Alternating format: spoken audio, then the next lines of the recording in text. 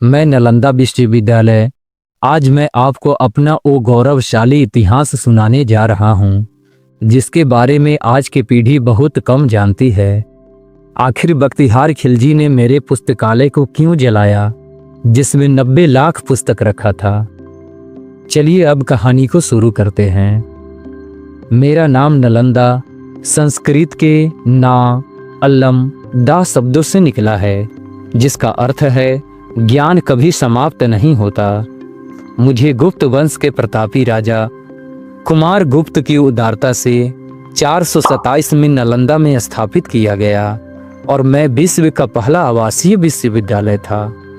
12वीं शताब्दी के अंत तक 800 वर्षों से भी अधिक समय तक फला फूला। ऐसा माना जाता है कि मेरे यहाँ 2000 आचार्य और 10,000 विद्यार्थी थे। मेरे प्रांगण में चीन, Korea, Japan, Tibet, Mongolia, Sri Lanka और दक्षिण पूर्व एशिया जैसे दूर दराज के स्थानों से विद्यार्थी पढ़ने आते थे। सबसे विस्तृत विवरण चीनी विद्वानों से प्राप्त हुए हैं और इनमें सबसे प्रसिद्ध विद्वान भेनसांग हैं जो सैकड़ों ग्रंथ अपने साथ ले गए थे जिनका बाद में चीनी भाषा में अनुवाद किया गया।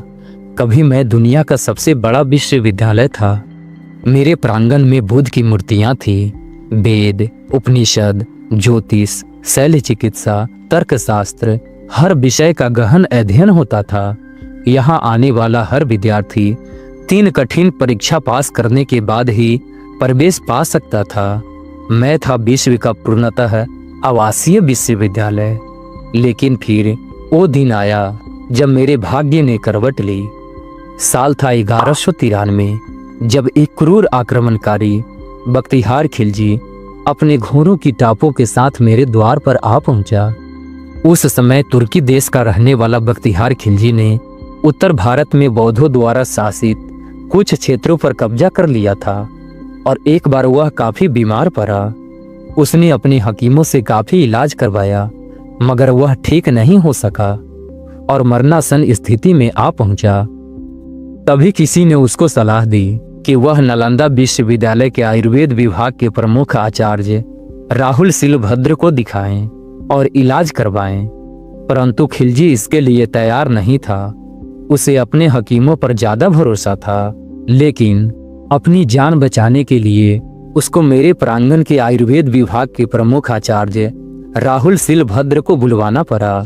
फिर बख्तियार खिलजी ने वैदराज के सामने एक अजीब सी शर्त रखी और कहा कि मैं उनके द्वारा दी गई किसी भी प्रकार की दवा नहीं खाऊंगा बिना दवा के वो उसको ठीक करें।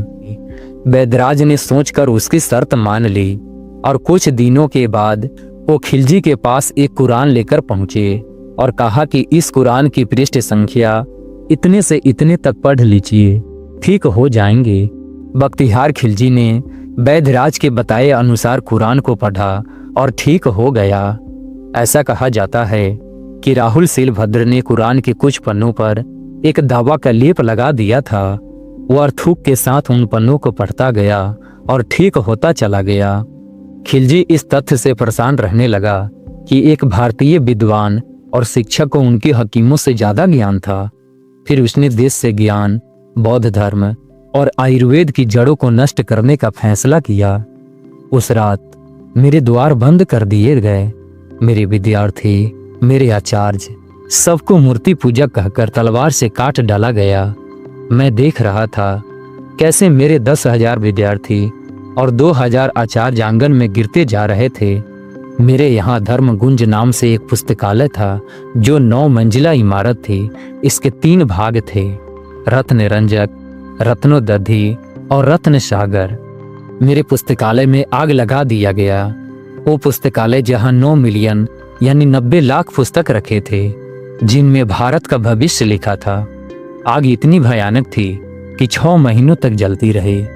मैं राख बनता गया और भारत का ज्ञान मेरे साथ भी राख हो गया। फिर सदियां बीत गईं, मैं मिट्टी में दफन हो गया। फिर 19वीं सदी में एक अंग्रेज अफसर अलेक्जेंडर कनिंघम ने मेरे अवशेषों की खोज की। मेरी टूटी दीवारें, मेरे जले हुए ग्रंथ, मेरे प्रांगण की विशालता देखकर दुनिया ने फिर सिर झुका दिया। यह था नालंदा, यहाँ से निकले ताम्रपत्र, मूर्तियां, शिलालेख आज भी मेरी कहानी कहती है। आज फिर मेरा पुनर्जन्म हुआ है। 2016 में प्रधानमंत्री नरेंद्र मोदी जी ने नए नालंदा विश्वविद्यालय का उद्घाटन किया।